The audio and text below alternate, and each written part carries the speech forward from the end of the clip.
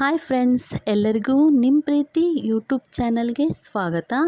ಇವತ್ತು ನಾನು ನಿಮಗೆ ಮನೆಯಲ್ಲೇ ಹೇಗೆ ಸಾಫ್ಟ್ ಆಗಿರುವಂತಹ ಮತ್ತು ತುಂಬ ರುಚಿಯಾದಂತಹ ಆಲೂ ಪರೋಟವನ್ನು ಹೇಗೆ ಮಾಡೋದು ಅಂತ ಹೇಳಿ ತೋರಿಸ್ಕೊಡ್ತೀನಿ. ಬನ್ನಿ ಇಲ್ಲಿ ನೋಡಿ. ನಾನು ಇವಾಗ ಅದನ್ನು ಮಾಡೋದಕ್ಕೆ ಫಸ್ಟು 2 ಕಪ್ ಆಗುವಷ್ಟು ಗೋಧಿ ಹಿಟ್ಟನ್ನು ತಗೊಂಡಿದ್ದೀನಿ.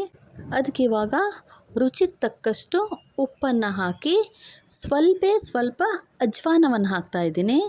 ಓಮ್ ಕಾಳು ಅಂತಾರಲ್ವ, ಅದನ್ನು ಸ್ವಲ್ಪ ಹಾಕಿ ಸ್ವಲ್ಪ ಎಣ್ಣೆಯನ್ನು ಹಾಕಿ ಈಗ ನೋಡಿಕೊಂಡು ನೀರು ಹಾಕೋತಾ ನೀವು ಚಪಾತಿ ಹಿಟ್ಟನ್ನು ಅದಕ್ಕೆ ಕಲಿಸ್ಕೋಬೇಕಾಗುತ್ತೆ. ಇಲ್ಲಿ ನೋಡಿ, ನಾನಿವಾಗ ಹಿಟ್ಟನ್ನು ಕಲಸಿ ರೆಡಿ ಮಾಡಿ ಇಟ್ಟಿದ್ದೀನಿ. ಇವಾಗ ಇದನ್ನು ನಾನು ಒಂದು 15ರಿಂದ 20 ನಿಮಿಷ ನೆನೆಯೋದಕ್ಕೆ ಬಿಡ್ತೀನಿ. ಇವಾಗ ಇಲ್ಲಿ ನಾನು 4ರಿಂದ 5 ಆಲೂಗಡ್ಡೆಯನ್ನು ಚೆನ್ನಾಗಿ ಬೇಯಿಸಿ ಸಿಪ್ಪೆ ತೆಗೆದು ಇಟ್ಕೊಂಡಿದ್ದೀನಿ. ಇವಾಗಿದು ಚೆನ್ನಾಗಿ ಬೆಂದಿರೋದ್ರಿಂದ ನಾನು ಕೈಯಲ್ಲೇ ಇದನ್ನು ಸ್ಮ್ಯಾಶ್ ಮಾಡ್ಕೊತಾ ಇದ್ದೀನಿ. ನೀವು ತುಂಬ ಸಾಫ್ಟಾಗಿ ಇದನ್ನು ಬೇಯಿಸ್ಕೊಂಡ್ರೆ ನೀವು ಕೈಯಲ್ಲೇ ಸ್ಮ್ಯಾಶ್ ಮಾಡ್ಕೋಬೋದು. ಸೊ ನಾನಿವಾಗ ಇದನ್ನು ನೀಟಾಗಿ ಸ್ಮ್ಯಾಶ್ ಮಾಡ್ಕೊಂಡಿದ್ದೀನಿ. ಇವಾಗ ಇದಕ್ಕೆ ನಾನು ಸ್ವಲ್ಪ ಕೊತ್ತಂಬರಿ ಸೊಪ್ಪನ್ನು ಕಟ್ ಮಾಡಿ ಹಾಕ್ತಾಯಿದ್ದೀನಿ. ಚೆನ್ನಾಗಿ ವಾಶ್ ಮಾಡಿ ಕಟ್ ಮಾಡಿ ಇಟ್ಕೊಂಡಿರುವಂಥ ಕೊತ್ತಂಬರಿ ಸೊಪ್ಪು. ನಾನಿಲ್ಲಿ 4ರಿಂದ 5 ಬೆಳ್ಳುಳ್ಳಿ ಹೆಸಲನ್ನು ಸಿಪ್ಪೆ ತೆಗೆದು ತುರಿದಿಟ್ಕೊಂಡಿದ್ದೆ, ಅದನ್ನು ಸಹ ಇದಕ್ಕೆ ಸೇರಿಸ್ತಿದ್ದೀನಿ. ಹಾಗೆ 1 ಇಂಚ್ ಆಗುವಷ್ಟು ಶುಂಠಿಯನ್ನು ತುರಿದಿಟ್ಕೊಂಡಿದ್ದೀನಿ, ಅದನ್ನು ಸಹ ಹಾಕಿದ್ದೀನಿ. ರುಚಿಗೆ ತಕ್ಕಷ್ಟು ಉಪ್ಪು, ನೆಕ್ಸ್ಟು 1/4 ಸ್ಪೂನ್ ಅಜ್ವಾನವನ್ನು ಸಹ ಹಾಕಿದ್ದೀನಿ. ಖಾರ ನೋಡಿಕೊಂಡು ನೀವು ಖಾರದ ಪೌಡ್ರ್ ಹಾಕಬೇಕಾಗುತ್ತೆ. ನೆಕ್ಸ್ಟ್ ಸ್ವಲ್ಪ ಅರಿಶಿನ ಪುಡಿ, 1/2 ಸ್ಪೂನ್ ಗರಂ ಮಸಾಲ ಪುಡಿ, ಇದಿಷ್ಟನ್ನು ಹಾಕಿ ನೀವು ಇದನ್ನಿವಾಗ ಚೆನ್ನಾಗಿ ಕಲಿಸ್ಕೋಬೇಕಾಗುತ್ತೆ. ಈಗ ಇದೆಲ್ಲ ಮಿಕ್ಸ್ ಆಗಬೇಕು ಆಲೂಗಡ್ಡೆ ಜೊತೆ. ಈಗ ನೀವು ಹಾಕಿರುವಂತಹ ಐಟಮ್ ಎಲ್ಲ ಮಿಕ್ಸ್ ಆಗಬೇಕು ಚೆನ್ನಾಗಿ. ನಾನಿಲ್ಲಿ ನೋಡಿ ರೆಡಿ ಮಾಡಿ ಇಟ್ಕೊಂಡಿದ್ದೀನಿ.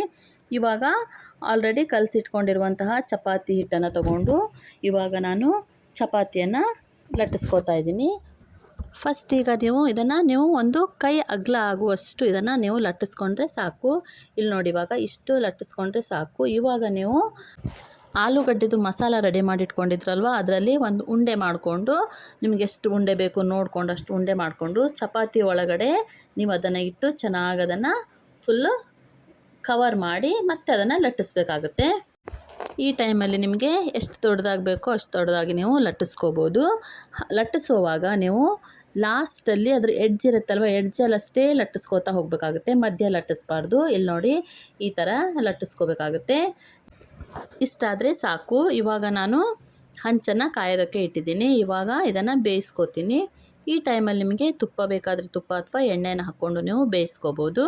ನಾನಿಲ್ಲಿ ತುಪ್ಪವನ್ನು ಹಾಕಿ 2 ಕಡೆ ಚೆನ್ನಾಗಿ ಬೇಯಿಸ್ಕೋತಾ ಇದ್ದೀನಿ.